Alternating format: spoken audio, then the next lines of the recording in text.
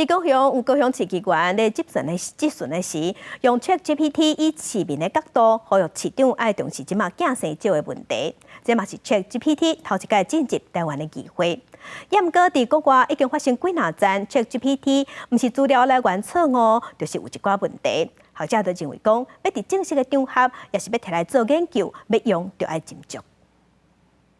一个严肃且急迫的问题：台湾的人口危机。讲出对少数派烦恼，有高雄市议员找5质询时下指令，和 ChatGPT 用高雄资深市民角度写出呼吁市长重视少数派文章。我请 GPT 给我一些建议，结果 GPT 马上大概在30秒里面回答了一篇问题。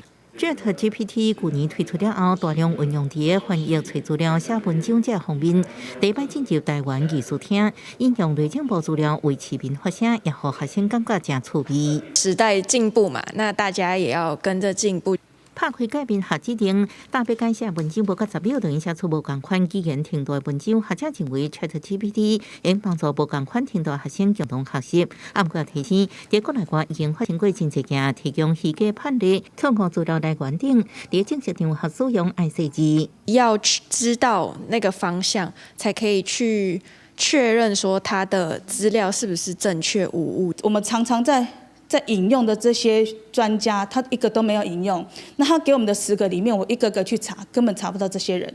所以其实在这个部分，我想老师其实是给学生提醒说，他给你的东西不见得是事实。人工智慧因为提高效率，被广泛应用。不过学者发现，国外已经有人请人写假自信来试这 AI 系统，或者是所信引进以假乱真，误导 AI 提供错误资讯。呼吁若使用爱查证消息来源，才袂用到虚假甚至错误资料。记者综合报道。